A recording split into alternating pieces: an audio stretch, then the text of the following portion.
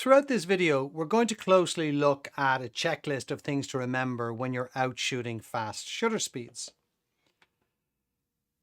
Basically, this is a screen grab. This is kind of like a generic back, LCD back. So if you have a look at all the things that we're talking about, program mode or AV, the shutter speed that is the maximum on your camera, you're trying to reach that most of the time. You'll need an aperture that's small, number, big in physical size. ISO is probably going to have to be high.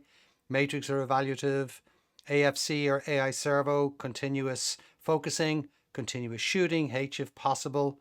The white balance, suitable for the conditions maybe. As I mentioned, auto white balance is fine. RAW or RAW plus JPEG, fine being that you have a bigger JPEG size, better quality, or maybe only JPEG.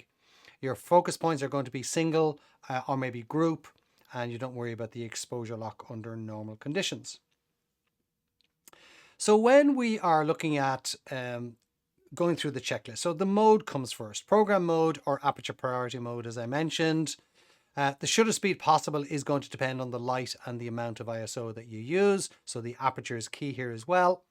And the aperture number will be small. So f4, f2.8, f2, if you have those kind of numbers, then you're going to probably need to use those, particularly in low light situations. The aperture size dictates the amount of light coming in. So that's it. Basically, the bigger it is, the more light comes in, and that's a smaller number, as I mentioned. You might need a lot of ISO. You've seen that.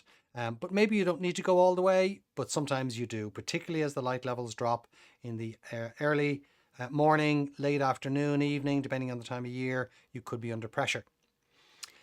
Filters do reduce the amount of light, so even if you have a UV filter, take it off. And if you have a polarizer, absolutely take it off, because that can drop a shutter speed from 1/1000 of a second down to 1/250 or 1/125.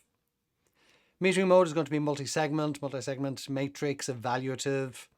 Your auto white balance works, but consider lighting, auto white balance for the lighting that you're under. As I mentioned, if you're under constant cloudy, just use cloud. If you're variable, if the sun's coming out, going in, then auto white balance is fine. Continuous shooting option, H if possible. If you've got that second one, you want to get as many frames per second in the hope that one of them at least is going to work. Some cameras may not be able to fire multiple shots in RAW, so faster cards will certainly help. Continuous focus, AFC, AI servo. Focus point option 1, remember that that's the one focus point in the center, and you lock it on, you keep it trained on that subject as best you can. And that you're going to just keep the shutter button halfway pressed down so that you keep that focus as they go through. If your camera has the group focus points, then use those ones in the center so that you've less chance of the subject just popping out from the single focus point. And you're going to do the same again. You want to keep the finger halfway down, or you want to use the back button focus if you want to train yourself how to do that. Bit tricky, as I say, but you have to repurpose your muscle memory to make it happen. Any lens will do. You don't need anything that has image stabilization, vibration reduction, optical image stabilization, aperture numbers. Certainly the more expensive lenses will give you the f2.8s, the f2s, the f1.8s, and so on.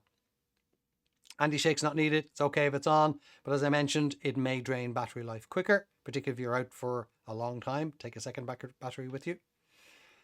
Use the clock method. Basically, if you're doing panning shots, you pick them up at 10 o'clock, start shooting, and go all the way through 12 and on to 2 and keep following through. You do need to change your focus point, remember, or your focus method for that. You're going to have AFS single to where you can lock that focus and it stays while your subject is moving through the same distance.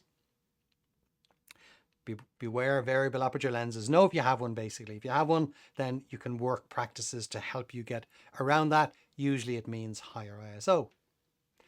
And if you've forgotten how to change settings, just consider a factory reset. So sometimes we've done so many things going on here. They're going, where is that? There's so many items, particularly on Nikons and Sonys. So consider a factory reset to bring you back to base settings.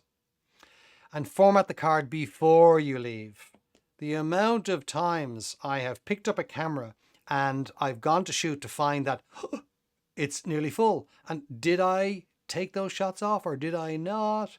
So if you get into the habit of formatting the card before you go out, and keep a second card. You know, that's always a backup for you as well, just so that you don't get caught when you're out there with that one single card that you have.